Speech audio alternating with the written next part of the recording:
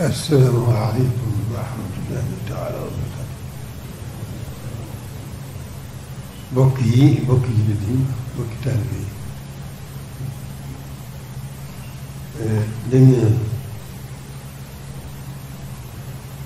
xadru bi dañu xadru leeral na ko kon li ci amoon solo wax na ko li ci des moom kàddu cant rek la. ñoo ngi sant suñu borom ñu nga xam ni moo ñu boole sëriñ bi ci sant sëriñ bi ñi nga xam ne mooy suñu lépp bii tey ëllëg sant mbokk yi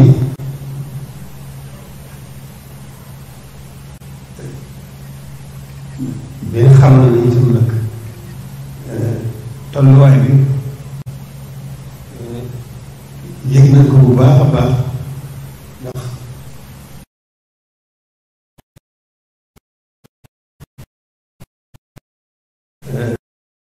kem kàttan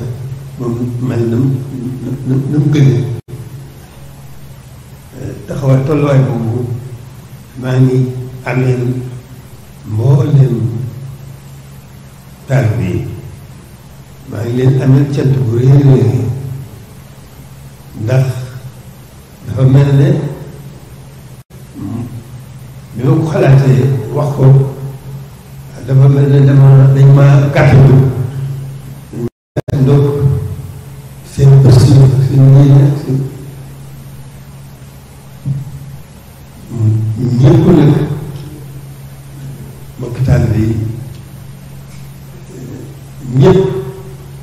mel na ne ëpp ba leen ci yéene muy góor mu jigéen muy mag muy ndaw ñoom ñëpp maa ngi leen di sant leen gërëm bu baax a baax daxal nañ sama xel ci liggéey bi bu baax liggéey bi dëgg la xëy na réy na waaye sëriñ bi moom daay leen fi moom yaakaar ni kon buñ ci jubloo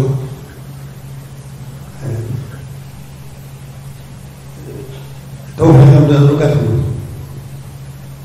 incha allah li ci des rek mooy lépp ak cant la rek ñoo ngi sant bu baax a baax di gërëm bu baax a baax ak cant rek moom moo leen fi nekkal di ñaan bu baax a baax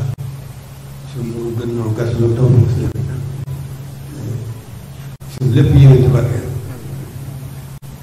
jërëjëf. ñu tàll sëñ bi ñaan.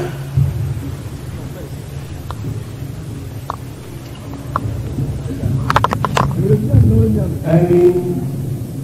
amiin amiin